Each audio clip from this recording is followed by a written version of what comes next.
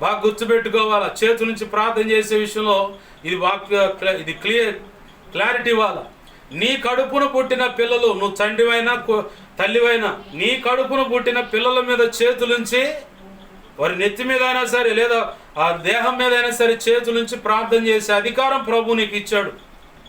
వాళ్ళని ఏ రకంగా మనస్ఫూర్తిగా ఆశీర్వదిస్తావో ఆ రకంగానే వాళ్ళు ప్రభు కృపలో వర్ధిల్లుతారు. అట్లా కాకుండా నన్ను ప్రభు ప్రేరేపించాడు, నేను పలానోళ్ళ మీద చేతులుంచి ప్రార్థన చేస్తానంటే లేఖనం ఒప్పుకోదు. యేసయ్య లేఖనానికి కట్టుబడి ఉన్నాడు. ఎందుకంటే వాక్యమైన దేవుడు ఆ వాక్యాన్ని ఒక్క ఇంచు అటు కూడా దాటి ప్రవర్తించడు ఆయన. నీవు నూనె పోయబడి హస్త నిక్షేపణ పొందిన వ్యక్తివైతే ఖచ్చితంగా ఎవరి మీద చేతులు పెట్టవచ్చు. అది లేఖనం ఇచ్చిన అధికారం. ఆ మాటకు యేసు ప్రభు వారు కట్టుబడి ఉంటాడు.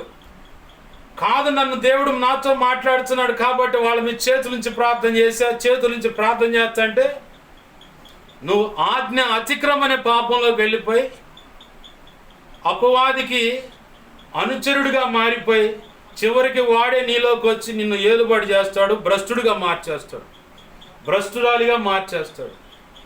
నీ పిల్లల మీద చేతుల నుంచి ప్రార్థన చేయడానికి దేవుడు అవకాశం ఇచ్చాడు. ఇక అంతే.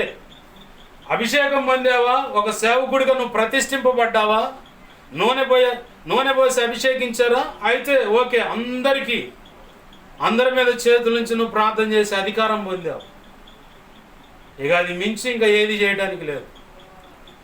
ఆ నూనె పోయకుండా నడితే నువ్వు ఒక విశ్వాసిగా, పరిచారకుడిగా, సంఘ పెద్దగాను, ఒక ట్రైనింగ్ పొందిన సేవకురాలుగా ఉంటే నీ మీద నూనె పోసి ఆ రోజు అభిషేకిస్తే నువ్వు ఎవరి మీద చేతులుంచైనా ప్రార్థన చేయొచ్చు.